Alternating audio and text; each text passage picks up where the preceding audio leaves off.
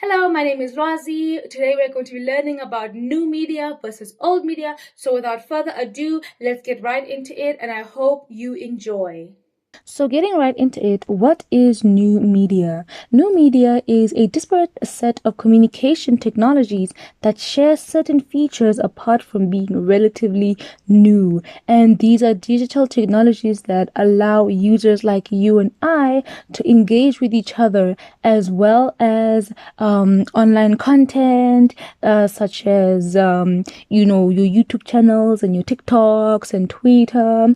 So, it allows you to engage with technology and with other users online. So, to start off, we have interactivity, which is basically the way that you communicate with other users or the way you communicate with your computer.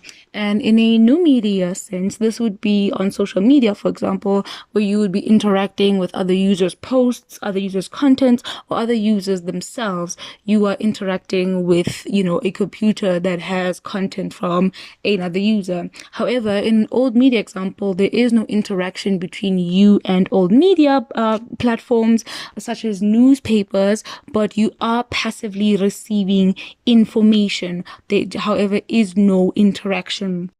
Then we have virtuality, which is basically how well the virtual world is able to emulate the real world. For example, with new media, that would be VR, in which you wear an Oculus to experience a full 3D world in a digital sense for that full immersiveness. But with old media, that would be something like reading a book where you can use your imagination to imagine the world and immerse yourself in there. Yes, right. And then we have sociability, which is the sense of emotional closeness that a user feels when they interact with other users, when they interact with other users. And with new media, that would be online or Facebook, WhatsApp. You connect with your friends, you connect with your family. But with old media, it would be like maybe you call in on a radio show and you give advice, and the listener on the other side is resonating with what you are saying, even though they're not interacting with you. Then we have media richness, which is the extent at which a media can relay information. And, the more ambiguity this media removes, the richer it is. The more emotion it adds, the richer it is. For example, a good example and a new media example would be video conferencing. This is a rich media because you can speak in real time. You can have face-to-face communication. You can see each other. You can hear each other. You can share your screens. You can interact live.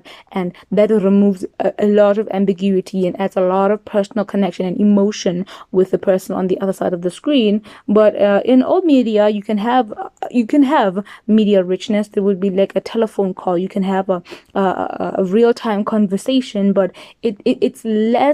it's richer than writing, but less rich than face to face because you do not see any visual cues. You do not catch on any visual cues.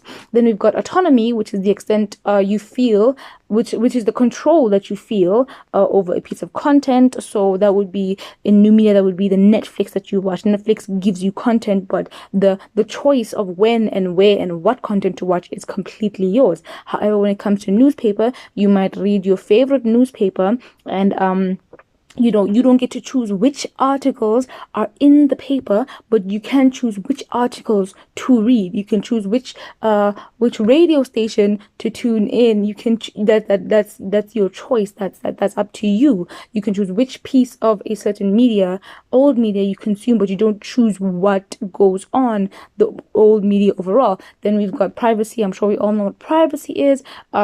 Privacy varies based on what platform you're using. Normally you can set privacy settings and all that, but it really isn't too bad depending on what kind of content creator you are. Old media is the same, things like telephone calls, you can't tap them, but you can log them. So they've all got their pros and their cons.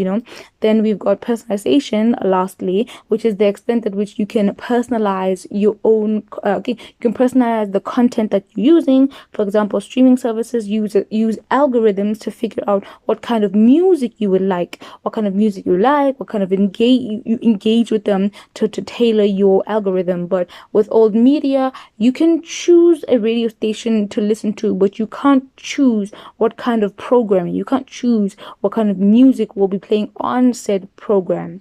So with that, I would like to end my speech and I would like to thank you for watching.